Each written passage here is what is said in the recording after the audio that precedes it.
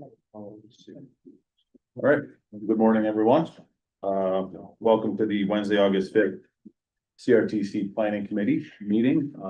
My name is Chris Wallen. I am the chair for the Planning Committee, and like we do every morning, we go around and do our introductions. Good morning, Greg Witcher, Region 1 DOT. Jim Lambert, Saratoga County. Dave Monteverde, Albany County Airport Authority. Lisa Raimondo, Albany County DPW. Mike Butler, City of Mechanicville. Mike Bodett, Thruway Authority. Mike Guthrie, City of Saratoga Springs. Mark Castiglione, Regional Planning Commission. Sharon Butler, City of Cohoes. Peter Knudsen, Schenectady County. Sandy Mitsowitz, Transportation Council. I can say it. We'll go over there. Mike Keller, Saratoga Springs. Melissa Shannon, CDTA. Cassie Vogel, Val. Good morning, Andrew Tracy, Transportation Council. Martin Hall, Transportation Council. David LaJoya, Public. Ron Rude, just interested citizen. Anna Rizzo, Town of Sand Lake. Melissa Cherubino, City of Waterville. Ryan Riper, Town of Wilton. Randy Milano, Region 1 DOT. Angelo Stefano, SCN Engineering. Louis Mazzero, Town of Frenchtown. Great, thank you, everybody. Moving on to Well, visitor. Oh, sorry. Virtual folks. We have Joe Semino listening in from CHA, Chris Cook from DEC, Ed Snyder from GPI, Ethan Townsend from the Transportation Council, John Snyderwin from the Port, Mike Williams from CDTA, M. Patrick. If you could put your affiliation in the chat, that would be great. He's with DOT. Oh, thank you. M. Patrick's who's M. Michael Patrick. Michael Patrick, thank you. DOT, Peter Comenzo from Town of Rotterdam, Sarah Carroll from Creighton Manning, Teresa LaSalle from the Transportation Council, Tony Christian from CME, and Virginia Bott from Rensselaer County. Okay. All right, great. Thank you. Thank you, Sandy. All right, visitor issues. We have no visitors signed up to speak. So we'll move on to administration. We have our previous meeting minutes from our July 1st meeting. Do I have a motion to adopt the meeting minutes? Motion was Sharon. Do I have a second? Lisa? Okay. Well, You're good. okay, great. All those in favor? Aye. Any abstained or opposed? Hearing none, previous meeting minutes are adopted. Moving on now to the 2026-2027 UPWP amendments. Sandy. Yes, thank you. So we at our approved the end of year closeout budget adjustments. Since that time. Beeps, hold on for a second. Never a good thing. Let's try this. It's always something with technology. Sorry about that. Okay, there we go. Just so you guys can see it. Excuse me. So we have need to make a few more adjustments to this year's UPWP to reflect some new budget adjustments and also to add a new project. So the new shared cost initiative, this is a statewide initiative in partnership with all of the MPOs across the state to purchase data to support the planning process. And we're using FTA planning funds. As Melissa knows and CDTA knows, there's a realignment of funds usually in April where we have taken estimated FTA planning funds and they become actual FTA planning funds. And in our case, statewide, there was about almost $250,000 of additional planning funds across all of the MPOs, which we are pooling to allow to purchase data to support the metropolitan planning process. We haven't decided what data sets we're going to purchase yet. We want to make sure that they're relevant to all of the MPOs. But the estimated total cost of the project is $293,000. So it should benefit all of us. Hopefully it'll benefit congestion management planning, maybe our model update, things like that. So that will be one new project that's added to the UPWP. We're also adjusting a budget in partnership with Albany County for the technical assistance project we're working on. So we're adding some additional funds to that project in the not too distant future, about $8,000. We're also adding in $7,000 of Albany County resources to support technical assistance specific to Albany County. And we've made some adjustments to the PL set aside budget, so this is what is more commonly referred to as the complete streets planning funds. We just had some additional expenditures that we need to reassign, so the proposed budget is slightly lower for the current UPWP. And similarly for the FHWA planning funds that cover a lot of our consultant work and our staff work. We had some additional expenditures at the end of last year that we just need to adjust budgets for. So those are the proposed revisions to the UPWP. Like I said, the most significant one is the addition of this new project, which is why we had to bring it to the planning committee for action today. Okay, thanks. Any questions? I have just one question. Sure. When it comes to data sets, the CRTC and the CDRPC, you guys handle most transportation and your data sets are most demographic, moving, things like that, economic. is that- Demographic, economic, housing. And then that's the split. So, Generally, sometimes we take a look at their kind of data and they take a look at our kind of data. But we're a happy family. all right, there's one of those things that I've always talked about is that there's just so much data available. And how the data is used. We've talked about it before, Sandy, and then having, your great reports come out all the time with the CDRPC. I didn't know if there was data here that could be used by more than just the NPO. Here. Yeah, I mean, that's one of the things that we're trying to do, Replica is a great example of that, we have access to Replica, which is, I'll call it and help me define it, it's a traffic kind of. It's a travel demand model, a multimodal one, so it can estimate not just vehicle travel like our model, but transit and non-motorized travel as well. And can't really do any what if playing with it, but it's very good for answering questions like clicking on a road or clicking on a transit route, saying, what are the demographics of the users of this route? It's very good at answering questions like that. And we have access to that because of a shared cost initiative statewide, thanks to New York City and the MTA in New York City has made that tool available to all of the MPOs in upstate, which we can use to help you folks in planning and answering questions. So that's one example of what you're talking about. And one of the things I've talked to Sandy about is, these data sets are data to be purchased. So multiple vendors have approached myself at the city of Schenectady and probably has approached you as well, saying that we have this data set, we will do the legwork and all you need to do is pay us for that service. And the service is out there and they're using AI and they're using GIS and, they're entrepreneurial companies. But at the same time, they're essentially doing what the MPO and Clear and others are also doing at, just that they're polishing it and they're giving it to you in a much more focused way.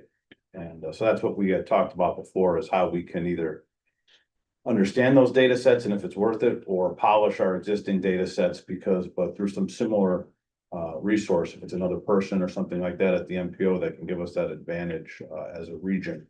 I don't think we're there yet, but I do get approached a couple times a year by people who are peddling data sets through a GIS and an AI database. So that's why I'm always, when I see data come up, I'm always kind of aware of it. One thing I will mention, funded through the MPO, is that we recently purchased data from AirDNA, which tracks short-term rentals in the region. Everything from number, location, revenue, potential tax revenue, usage, all that kind of stuff. So we're putting together a regional analysis of short-term rentals, but we have, pretty granular data if anybody's interested in looking specifically at their town. And then we also purchased CoStar, our data from CoStar, which has data on all housing types, but it's best to be used for large apartment buildings. So, for example, you might have 411 properties that your assessor has. But the reason why we purchased this data rather than going to the individual municipalities is that we wanted to do an overtime analysis from when these units were built.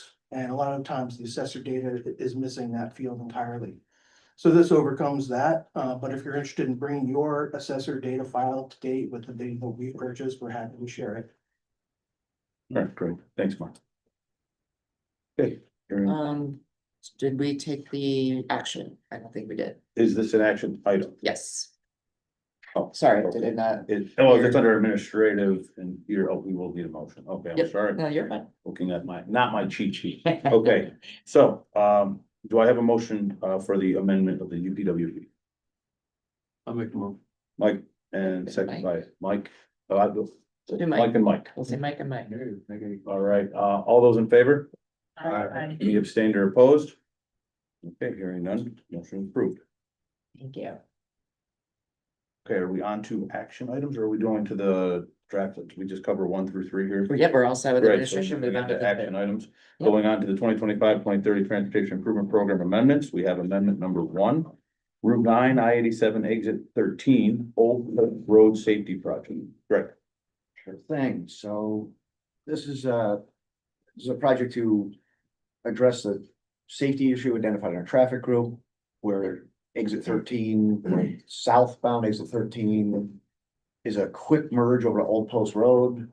It's too short and there's obviously a pattern there that a lot of weaving crashes and this is to reorient the off ramp, I believe, make it a T intersection so that you have a much longer distance to make the merge to get on the Old Post Road.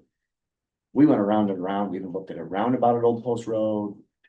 We vetted this all ways to try to figure this out. Long and short, the estimate is coming in, we're getting close to a construction documents and our new estimate was now 1.8 million.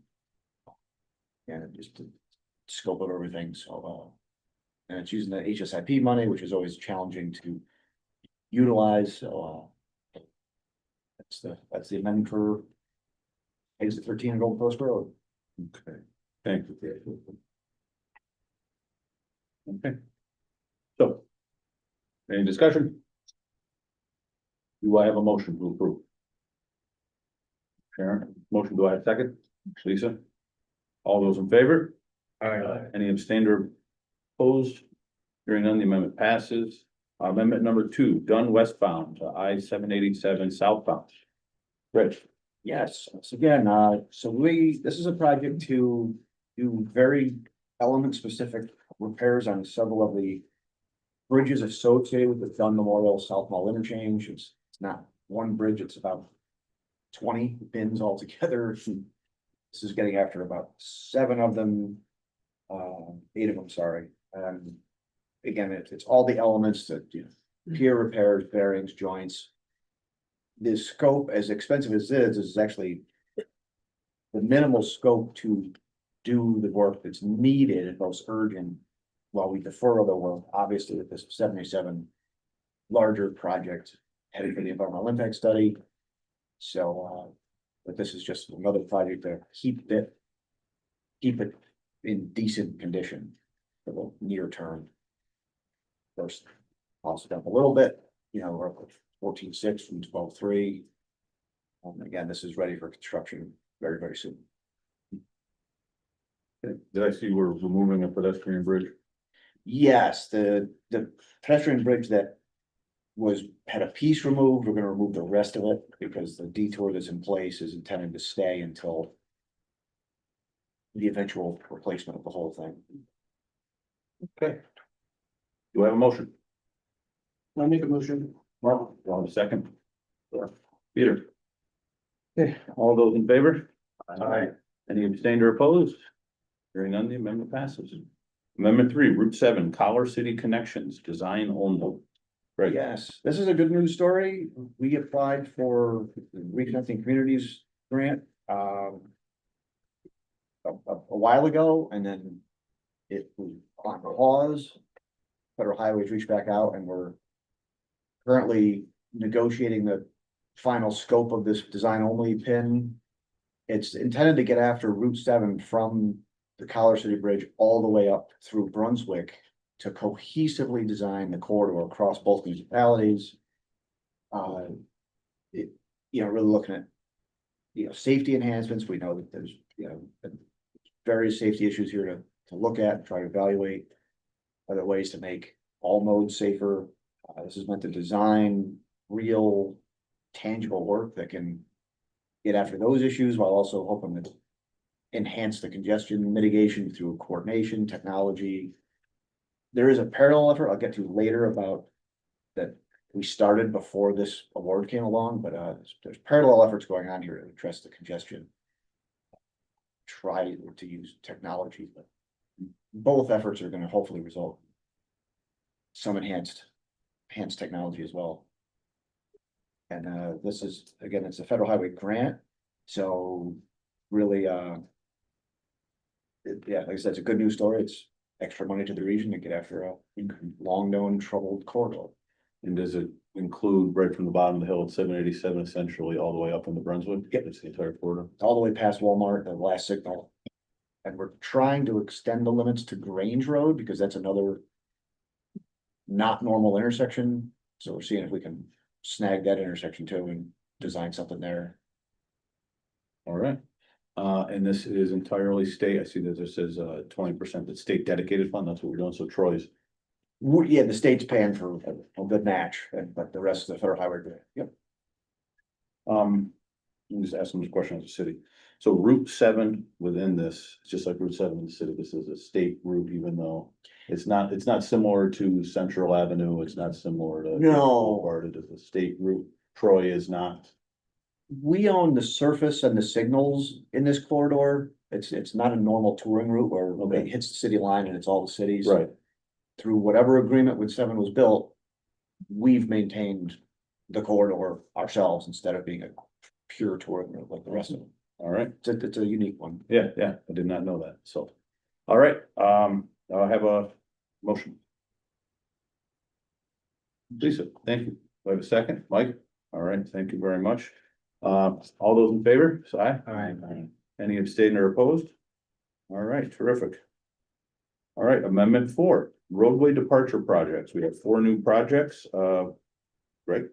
Yeah, sure thing. So whenever these solicitations come around or calls for projects and the awards come, we, as a courtesy, do the tip amendment letters for all the municipalities to get it on the tip, and then any changes later can come from the respective sponsor.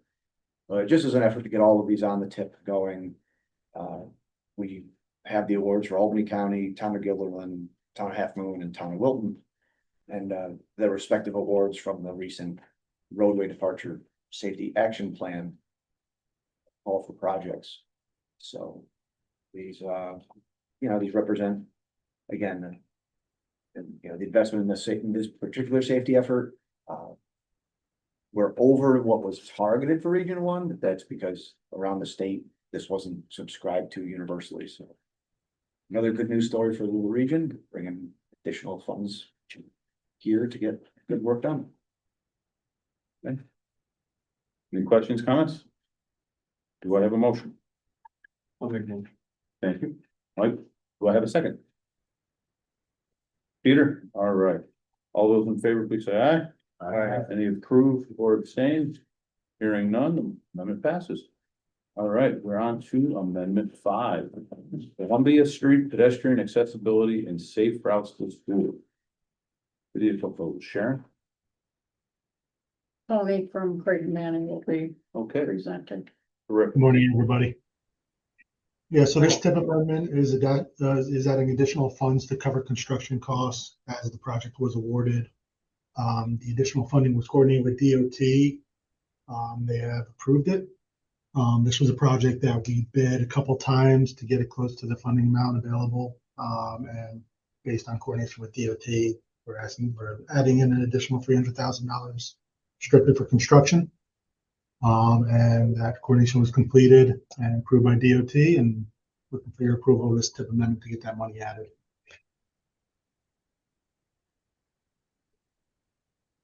And it helps with the CRP funding that we're not sure if that funding is gonna be renewed, so since this is already obligated, we can add to it and further spend down a fund source that we aren't sure will exist in a few months. It may not, we don't know, so it's better to spend it in case it goes away. Sandy, can you scroll down, please? Sure. Thank you. So, just reading this and to be clear for everyone here, the amount is actually less than $500,000, but because cumulatively they've received more than $500,000, then any amendment they bring back, we come because the project as a whole has received more than $500,000. Correct. So Yep. kind of just a way to make sure there's no loopholes. Right. Okay, It's also just a more of an accountability, Yeah. for all of us. This has received a lot of additional money. yeah, no, I think that's great to have that on there, otherwise. Transparency purposes, Tony, are you all set? All set on my end. Okay, great. Do I have a motion to approve the amendment? I'll make a motion. Mark, do I have a second? Lisa?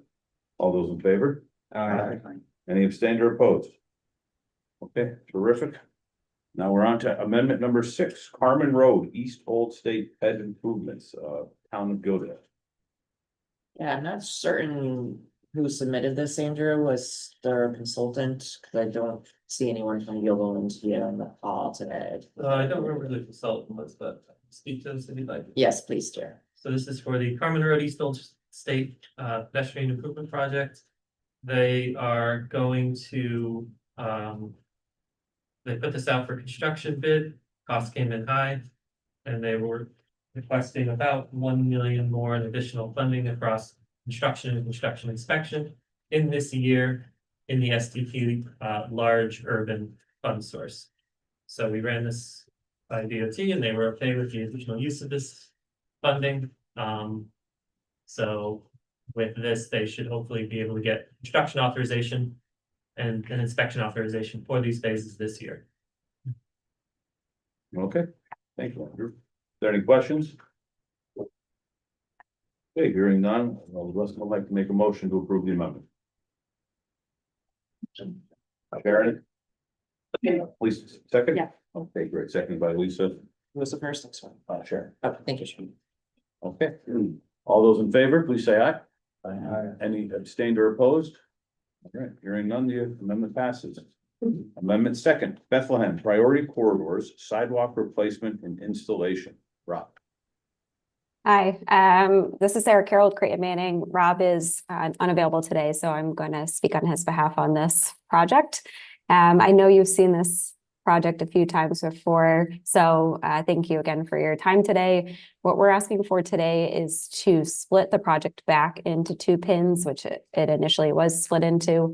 As our project progressed and through preliminary right-of-way research, we learned that there was less available right-of-way than expected on the state highway to complete all our sidewalk work. So to clean up the existing sidewalk easements and to simplify maintenance and jurisdiction, the state is going to formalize the right-of-way on the 5 corridors. And we're asking to split the project into 2 pins so we can distribute DOT's right-of-way efforts through the over the course of 2 years instead of trying to fit it all into 1 year. So we've worked with DOT to establish the different funding sources and obligation times based on the table that you see in front of you.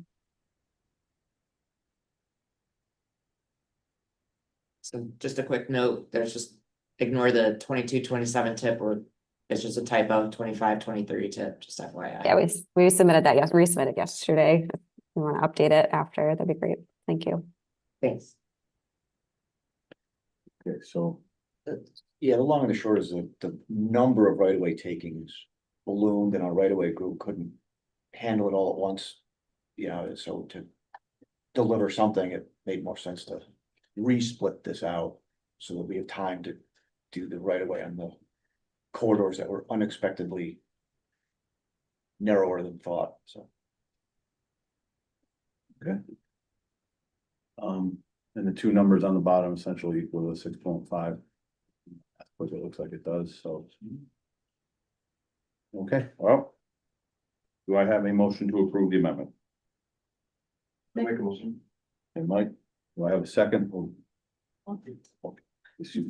Is that Melissa over there? Yeah. Thanks, Melissa. Okay, terrific. All right.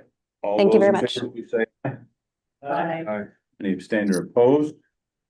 Okay, hearing none, the amendment passes. Amendment number 8, Town of Wilton Traffic Safety and Pedestrian Connectivity Project. Is there Ryan or a consultant? I can speak on it. There he is. So this project is, has 2 roundabouts at 2 problematic intersections in the town with a multi-use path that's gonna be incorporated with it as well, extends quite a ways. So, you know, the initial cost estimate prepared in 2021, like everything else, escalation in costs has caused some issues, modification of stormwater management. Right of way acquisition has been a process, kind of friendly condemnation with an HOA that works out, should save some time, but fees with that. And one of the other big ones would be anticipated construction duration. It's increased from 6 months to 8 months to stage construction with the roundabouts. Costs. Okay. You have any questions, Brian? All right, hearing none, do I have a motion? Mike, second, Sharon? All those in favors, please say aye. Aye. Any abstained or opposed? Okay, hearing none, amendment 8 passes. Amendment 9, final amendment, we have County Route 1, Stony Creek Road over Wolf Creek replacement. It's a bridge, New York project. What do we have? And Okay, this, since the e-packet was sent out, there was a revision to this letter, so hence the revised agenda today. I don't, Cameron, I don't know if you or is Chad able to speak to this? If not, maybe you Yeah, I can can speak speak to to it. it. Thanks, Andrew. Yeah, this one came in from Lorenzo. Cuneo. So this was a Bridge New York project going out for bid for construction. Bids came in high. And they are requesting an additional 1.28 million. In construction funding. So that's spread across the construction and the construction inspection phase.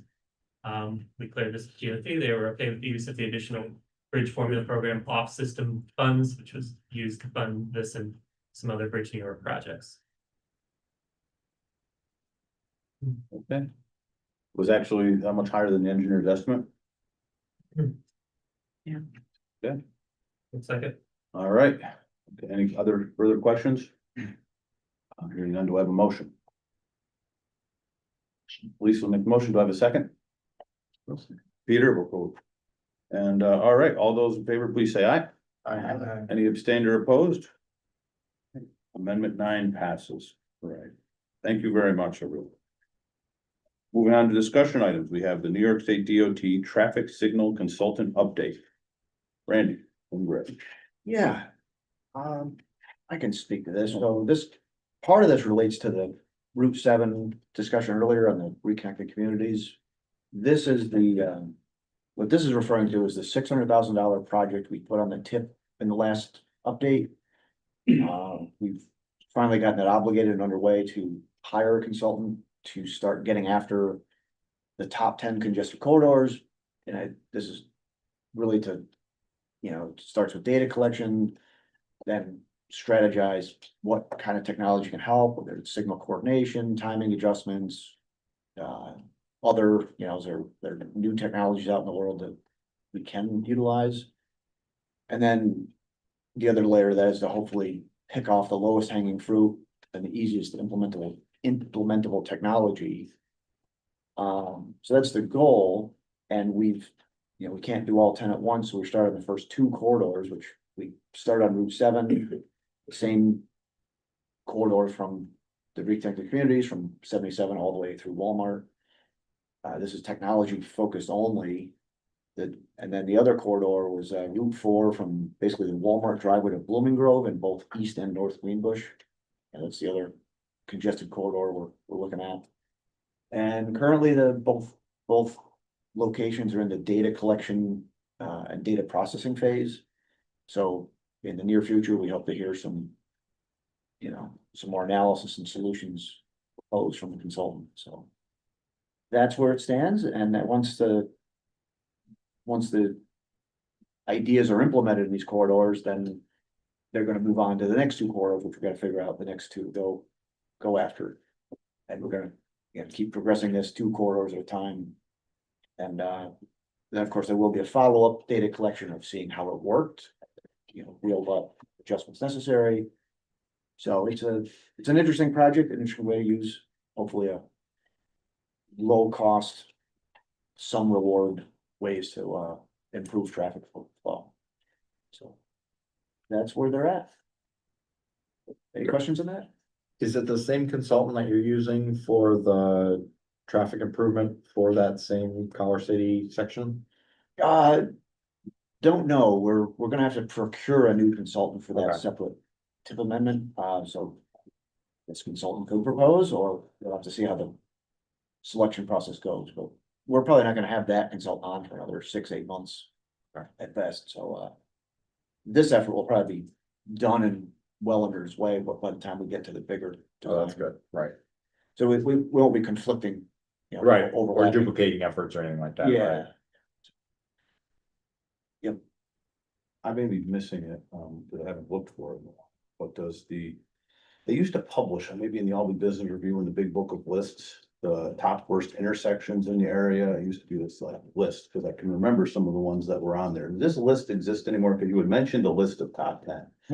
We and also Andrew, we've all sort of coordinated on what we think are the top 10 congested corridors in the region. And, you know, besides 7 and 4, you know, Wolf, Central, there's some others, sure I'm missing, but none of them are surprises. You know, you look at the list, you're like, yeah, that all checks from just anecdotal Sure. driving, Right, so, Yeah, but it's not a published list. It's something that was like, this was an actual, I'm in college and there is a list that's in a magazine that says that these are, because I remember it was Broadway underneath 890 in Schenectady was one of them at the time. And there, So do you we- remember such a thing? Yeah, we do still publish the congestion management process, which lists by name all of the corridors of interest. Also Andrew maintains this map. Which highlights where these corridors are. So we do publish this stuff. You're right. I mean, the business review used to actually call it out. Yeah. Right? I haven't seen that in recent years, but we do have this publicly available. the needle doesn't move much, so it's the same list. right, Pretty much. Every year, like. right, like, We refresh the surprise. data, but it's typically the same. Okay. Yes. right. The needle doesn't move fast, so. Yeah. Yeah, But anything in the dark red, it floats to the top on the map. And then if you read the report, it has the detailed list. The other comment I would make, and it's just a general comment, because I don't know the backstory of all these things, but the two corridors you mentioned Mhm. are in relatively newly developed areas. Mhm. And so we came up maybe a year ago when we discussed this corridor about the responsibility of the municipality to actually incorporate planning and transportation development when they're developing a new commercial corridor. We're not talking about a road in the city of Albany that was built in 1850 that now there is an MVP arena. We're not talking about our old cities. We're talking about a farm field that may now be a Costco in the future and the impacts of that Costco on the area. And now we're trying to mitigate those with money at this table. So is there anything that we could be doing better? Or municipalities of just? We encourage through all of the secret process municipalities to consider mitigations. Some municipalities embrace that philosophy and. Well, it's not universal, so we can only encourage that, being a home rule state. It's, we can't require it, Okay. but, our intent is to go so far with the low hanging fruit, but larger major needs, you know, that's a different discussion on exactly who and how those get implemented to address corridors that are newly developed. All right, any other comments? Thank you for sharing. Yeah. So Appreciate it. Okay, then for none, it's not an action item, so we'll move on to our summary of 2025-2030 TIP administrative modifications. Andrew? Yes, I think Sandy will pull up the chart. It's been a very busy month. We have a lot of admin mods coming in. Please continue to send them in. So we can try to get as many projects obligated this fiscal year as we can. And while Sandy's pulling that up, I will mention that we've updated our website. So NICEDOT has published a publicly accessible dashboard for the new project tracker software that shows all of the TIP projects and the full listings, including the funding. So if you go to the TIP page on our website, I put a link to it right there. You can click on it. And well, here's the admin mod chart first. So it's been a very busy month for us. So please continue to send these in. But on the tip page on our website, click on the link, it'll bring up the new project tracker, public facing dashboard. And then from that, you can type in the PIN of your project to bring it up. Or you can even there's a drop down for lead agency, so you can select the name of your local public agency, and then it'll show a list of just the projects that you're the lead sponsor on. And you can click on any project to get the full tip listing, including all the funding tables. So we're just, because this link works so well, we're not going to be publishing the PDF listings anymore. And if you need to see the history of a project, when you click on it, there's also a tab that shows you the revision history for that project. So for now, that revision history only dates back to when the project tracker migration happened, which was January of this year. But over time, that information will be built out and it'll show the full history of each project. So here's an example of Central Avenue. So if you have any questions or any issues, or you have any feedback for the project tracker team, let me know and I can pass it along to them. Well, So this is real-time data. It's no longer static PDFs, so. Yeah, this is the live data, and also if you submit a change, an amendment through us or an admin mod. We always process that as quickly as we can, but then it'll take another week or two for all the approvals to come in from FHWA or FTA. So this listing won't be updated until all those approvals are final. So this is a good place to check if you want to know if your admin mod or amendment has been fully approved yet. You can take a look at this website, because this only shows everything that's been fully executed. great. I did not think about when we used it that we have access to the state. You have access to, you wanna know what the MTA is doing, and you can find that out. Yeah. Oh, that's. Hey, that didn't occur to me. I mean, you'll see some big, just even in the screenshot, New York City's, here's an MTA project, ironically, station installations, and you can see some big dollar values, from downstate New York. So it's a little eye-opening when you see the figures in real time. I won't even pull up I-81 because I don't want to know right now. But there's some real large dollar figures for some of the larger projects, but this is all publicly available, and you can, review this at your leisure if you're really just curious where the money is going. Okay. Just a little question to you, is New York City DOT at all under New York State DOT, or is New York City DOT a completely separate entity, like it's not in the state? So, New York City DOT is a sponsor just like any city here, except they own so much of the infrastructure. I dare say they get more than half the money that New York City gets. But because it's federal money, they have to go through the NIMTIC MPO process, just like here, so it's. But they're not called New York City, they're called on this, New York City DOT. That's why I didn't know if they were own. So we still have a NISDOT, Regional 11 is the NISDOT, New York City DOT, and, so we have a region there too, but, the only difference with that region, that's the one region that has no residencies. We don't own any plows or anything in New York City. All right, thank you. Okay, anything else, Andrew? Nope, that's all. That's great. Let us know if you have any feedback on the new project tracker page. Moving on, New York State DOT project delivery update. So summer is kind of a quiet letting season.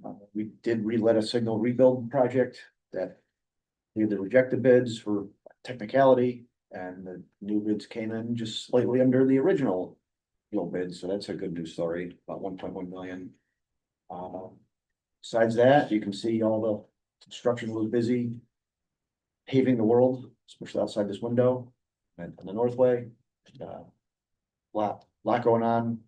Riverview Road's under construction, the bridge is out, and obviously they're working on the foundations to get it back. That same project will get after Nelson Ave next season, Nelson Ave over the Northway. We bundled those for some efficiency. But then obviously there's several other projects ongoing, but not much to report on current events. Okay. Any questions for Greg on any kind of project? Anything outside the window? Are they literally right here?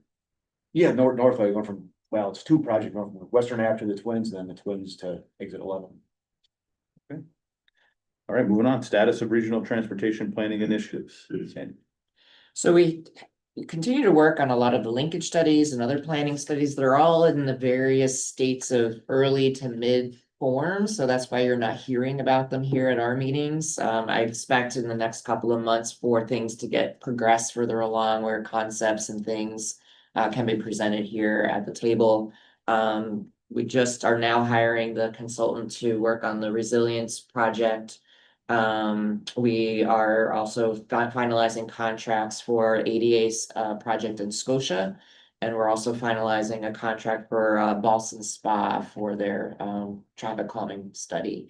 I think our final major RFP for the year should be going out in the next couple of weeks, which is for the household travel survey, which is currently in peer review by various entities. That's it for regional planning. Okay, terrific. Moving on to regional and local planning updates. Transportation Council. Yes, a couple of things. One, coming back to the tip, we are approaching the end of the fiscal year for the tip. So in terms of performance, probably in the next few weeks, sponsors who have phases in the current fiscal year that have not yet been obligated will probably be reaching out to you via email to determine if you think you will be able to obligate that by the beginning of September. If not, we're probably going to kick your project into a future year. That's been typically the pattern for just managing the overall tip and our performance on delivering the tip. So expect that. The other thing that we're planning for the fall on September 23rd is a Thriving Communities Workshop, which is a land use, I'll call it housing and transportation. We're trying to partner with CDRPC on this to bring together particularly community planners, folks who have a role in the regulatory process in communities to talk about the challenges, opportunities for strengthening how we plan for both housing and transportation. Because as you all know, if you put housing in one section of your community, it's not integrated into the broader transportation system, this creates problems down the road, no pun intended. So many of you will be seeing an invite from us in the next few weeks, as well as a survey. And we're hoping to bring some key partners together for a conversation led by a consultant team through this national award program on September 23rd. It'll likely either be at Hudson Valley or at University of Auburn. We're just finalizing the location, so be ready, be aware of that. And I just also wanted to mention a couple of things. We're still finishing our hiring process here. Connor McDonald is our new senior transportation planner. He is joining us from the Tampa area MPO. He will be starting here on August 10th next week.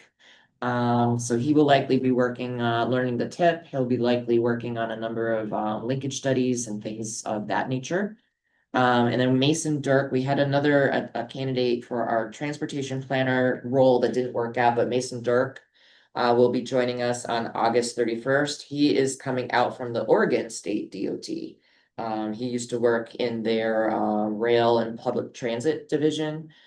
So he will be coming out to learn more about MPO planning. He really wants to move to the East Coast. He's a transit enthusiast and kind of wants to get near the bigger cities out here. So we're excited to have both of them joining us. And then the final things I'll mention, there's a number of fall conferences and they're all here in the capital region. So if you're not aware of them, I just thought I would rattle off the list. The town highway superintendents are meeting September 29th through October 2nd up in Saratoga. New York State APA chapter conference is in Albany, October 14th through the 16th. The local bridge conference is October 21st through the 22nd up in Saratoga. So those are all local, a lot going on this fall. So we hope to see you guys at some of those events. And I'll stop there. Okay, great, thank you, Sandy. Mark, CDRPC. Not to be outdone, CDRPC is hosting its annual workshop on October 23rd at Hudson Valley Community College. So save the date for that. I have a couple handouts here, or you can grab them after the meeting, but Northern Border Regional Commission has opened their Timber for Transit biannual solicitation. This funds anything that you want to make out of wood that's remotely related to transportation. Could be airports, could be benches, could be bridges, whatever you want to do. And then the Catalyst program, which funds wastewater, transportation, tourism, and business and workforce development projects. Those grant programs are available only to Schenectady, Rensselaer, and Saratoga counties. CDRPC recently released a online natural resource inventory portal, which allows any community to use its features, mapping features, to essentially create their own natural resource inventory. Much apologies to the consulting community, because now the communities can do it themselves. The portal also includes robust features and templates, which probably gets you about 85% there in terms of narrative description. Communities just have to go in and customize those narrative descriptions to comport with the information on the ground in their community. Those are the main updates that we have. Okay, thank you, Mark. Is Mike on? I didn't think Mike. Hey, good morning, everybody. I'm on. Hey, Mike, how are you? Doing well, thanks. Nothing, no new business for CDTA this month. Thank you. All right, thank you.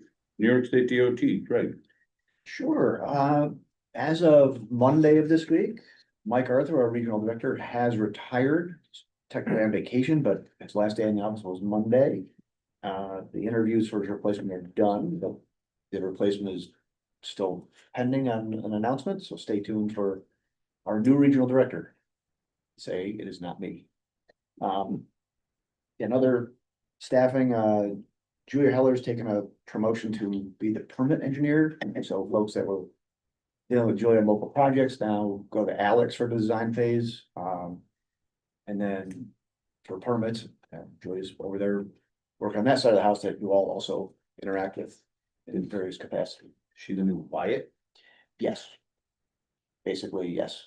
Wyatt departed and left us, moved out of the state, so she's taken over that role. So just before you leave that, who is left now in local programs? So Guy obviously is still there. Alex is the design liaison, and Lorenzo Cuneo is still the construction liaison.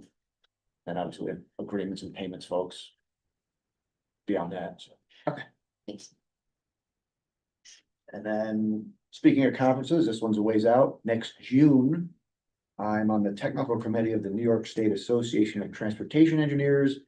It really someday should get rebranded to transportation professionals, because it's a big umbrella. And I'll be looking for presentation materials over the next several months, so if anyone has anything of interest that could get a PDH or even planning credits, we're looking for any sorts of presentations, so that won't be the last time Where's that being held? that'll be also in Saratoga, seems to be the conference place to be. So Anything else? that's it. Okay, thank you, Greg. New York State Thruway Authority, Mike. So our division director, Phil Serafino, has announced his retirement. He will be retiring October 21st.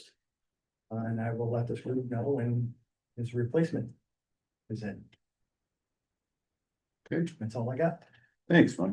Albany County Airport Authority, Dave. Hey, good morning. Nothing really more than what I've talked about at previous meetings, I guess.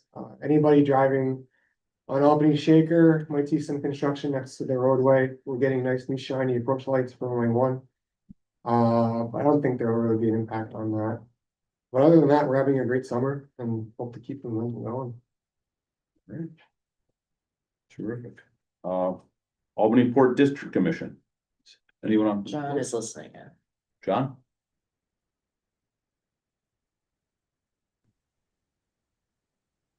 There you go. Hi, good morning, everyone. Sorry. I wasn't sure if Megan was still in the room, so nope. Okay. Go ahead. Go ahead, John, you're good. All right, good. Nothing to report here at the time, but good morning, everyone. Okay, thank you, John. All right, local government, anybody else have any anything they'd like to report on? Okay, How did communities make out during the recent storms? I didn't hear NISDOT talk about the impacts on the region. Too soon. Too soon?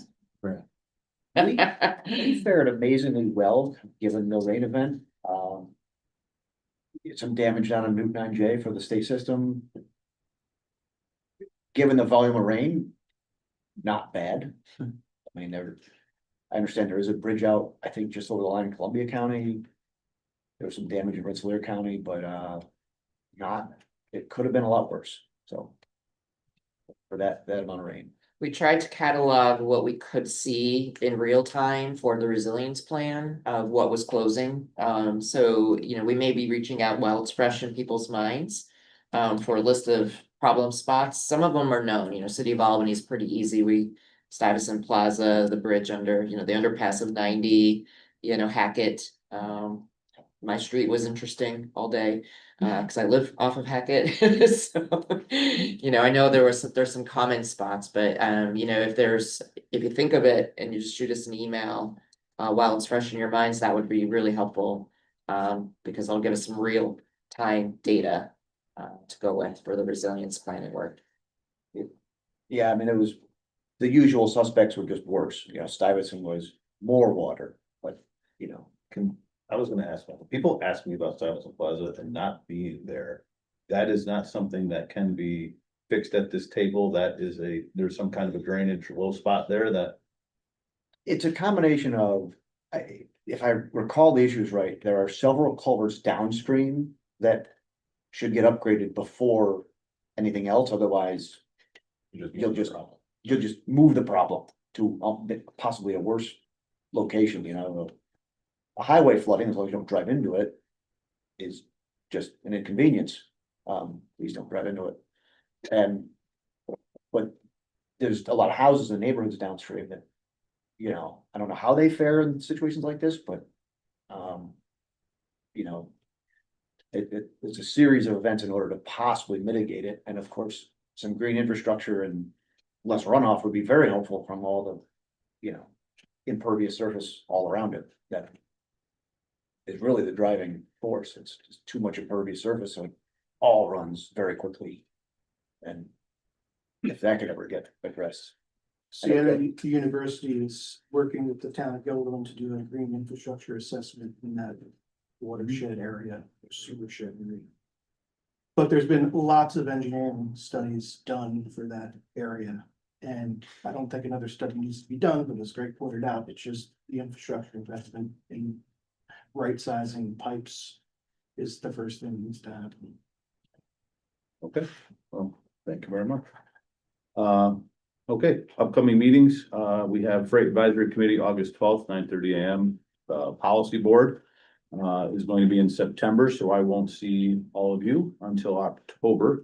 And then we have the Regional Operations and Safety Advisory Committee, September 10th at 1. Not hearing any further questions or anything. Do I have a motion to dismiss the meeting? Mark, and seconded by Mike. Okay.